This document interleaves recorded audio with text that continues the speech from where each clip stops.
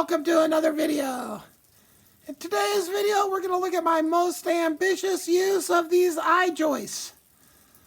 So, I'm using an I-joist as, this is probably the wrong direction. There we go. So here's it's draining snow moisture here, as you can see, so I can't back up too far. This is also my most ambitious overhang. Like, I haven't really overhung like that. So, and I overhung the asphalt felt as well. And basically because I've noticed that the rain actually comes back a little bit, right? You can see it's not dripping off the perfect, maybe you can't see. Anyway, it's not dripping off the perfect edge. So this will give it some more to drip. Oh, I'm gonna put a gutters in eventually. But back to this. So this is here, the post. It's tied to the side of the shack. And this is, again, recycling at its finest, right? This was all just piled in the back. And I got one ginormous beam. And that's really a strong beam. I don't know what its actual ratings are, but that's basically like a 2x4 and a 2x4. And then that's like a 1/2-inch sheet of OSB. Oh, damn the glare. Of OSB in the middle. So, yeah. And I just used up all my scraps. Like, I literally didn't even have enough to run my mid-range here. But then I added in stuff on the ends, on the ones that didn't get caught like that. And then that's counterintuitive. You'd think it'd go from the bottom there, but that pushed that up against the shipping container perfectly like that. So it actually worked out. It's solid. I mean, this whole place, like, there's no give. I can walk all the way around on this thing. These little extra boards here, that just basically, without those, the whole weight of the roof was basically, like, that whole beam, in theory, could have just snapped in half like this, because this could have gone, fallen down forwards a little bit. So with those, tying the whole thing together, then that whole structure is solid then. That then can't just flop over. It's been reinforced in its weak way. So now this is just all strength on this kind of movement. The same in the back. Now, that's a whole different size, right? And I had 2 chunks of that. And I made a little peak right there just to give it a little more strength because it's broken into 2 pieces. And those aren't as meaty as this, but, they're not spanning as far either. So, I'm very confident.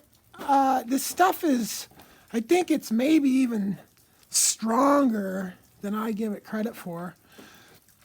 This stuff is what I built that other roof. My awning roof is built out of all that. So that's like basically, I think, like about a foot. These are like 9¼ inches. This is like 14¼ inches, if I remember correctly. So I just had the perfect amount to run these on 16s and get the size of roof I wanted. So, and everything just worked out that way. I literally have almost every roof running in a different configuration. And again, this is just recycling. This whole wall here, that was all just a big stack of remnants. And for what I'm doing, it's perfect. Out of all that wood, I got about that much left. I got a little pile over there. And then this hasn't got metal yet. Oh, I don't know how we're gonna, but it's all asphalt papered, ready for a little stretch of siding right there. And then I gotta put this, there's that one, this wall here after I'm done. But today I'm working on electrical wiring the wind generator in. I got all the wire, I got everything except for the two gizmos. I'm hoping they're gonna be here tomorrow. So yeah, this overhang, like I can hold on here and do a pull up right here. So, and that'll be strengthened up considerably when I put the metal on there. I mean, right now it's strong enough, and you know, just trying to get a little bonus roof out of the deal. These were all a bunch of different lengths, so there's not really any. It kind of has a little bit of a, you know, but I'm going to use plywood, this OSB actually, to do the fascia on that, and that'll kind of bend and curve to that. But yeah, I'm super stoked. And then project, I'm gonna have the next project after everything's done that I'm working on right now, which is this, and the wind generator, and the internet deal. So once I'm done working on all those things, the project after that is, damn, I don't even remember now. Well, I gotta finish the coffee roasting machine. Oh, a shipping container. Yeah. So I gotta get a shipping container delivered and finish the organization of moving the company stuff and my stuff, separating it all. So when the company sells, I could just, you know, send the shipping containers on the way just in 5 seconds, not have to do any work. And that'll enable me to you know, be a little bit better off. And you know, once I get that other shipping container, I'll have room to put those in. Now, I'm not really going to have the power source to run them anytime soon. Oh, no. The washing machine is just a regular plug. It's the dryer that takes all the power. Yeah, so actually, no, I might have my washer. I'm going to have to buy a whole new pump system and all that to get it running, but yeah, I'm going to be working on that. So I'll slowly but surely be cutting out all the things that I need to go to Prineville for when I get a septic system and a washer and dryer and the biodigester set up, which the biodigester is getting close. Like, I'm starting to think I'm just going to put it where I was going to put it, the septic system, because I think I'm going to move the septic system tank, the initial tank, a little someplace else. So I'm just going to put the biodigester there because I have most of the hole dug already. So might as well just use that hole. And yeah, so one more look at this bad boy. Yeah, can't wait to see the comments. It's gonna fall down. It's gonna, you are a retard. You got funny teeth. Yeah, we'll see. I mean, I've heard every single thing I've built out here. I think there's been a comment almost every single time that it's gonna fall down, right? Well, this is just all temporary stuff that I throw up so I can have shelter for my valuables and places to do stuff out of the weather. And in the big scheme of things, all this is going to be removed. I don't know exactly what, you know, I'll possibly just use all this material to then build like my barn and just kind of hide all the recycled stuff in there to make it look all super nice. But, you know, this is going to do me until the house is done, until the garage is done, right? This is just temporary, keeping my valuables valuable because here's a pile of tarps, and they just all disintegrate. You can see all over the ground here. Maybe, yeah, you can. See all that? That's just tarp disintegrating, and it's just everywhere. So that's just not even a viable option for out here. So I have to do something to, this is where my car goes, and my motorcycle, my bike, and my concrete mixer, and my pressure washer. Oh, hey. Hey, Thorium. What's up, buddy? So, yeah.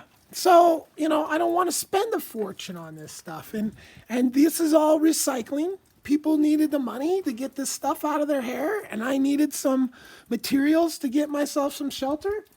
And, quick, easy, sleazy, it's, but I love it. It's awesome. It's going to be fine. I have there's always a storm. There's always enough snow that can wipe out anything, right? So, but without 10 feet of snow might break something out here. 10 feet, maybe. I don't even know. But, I can push snow off stuff if it gets crazy, So I'm not really too worried about it. I just slapping stuff together up in there to kind of keep it so the snow can't kind of blow in through there. But then this whole thing's done. And this is just mainly where I'm going to be roasting coffee, and see, there's all my coffee roasting wood and storing materials. All right, but just temporary stuff, stuff I need out of the weather. Like, say I need to buy a load of concrete bags, right? Well, I could just back right up to here and load concrete bags under here and not worry about them getting wet. Like, I had that 80 bags of concrete that I had that got wet that I had to use, and it was a pain in the butt, right? So I just need shelter areas. And I don't want to, if I would have just bought all brand new stuff and not recycled, this all would have cost me, holy cow, just insane money. Because literally, this little thing right over here, one roof.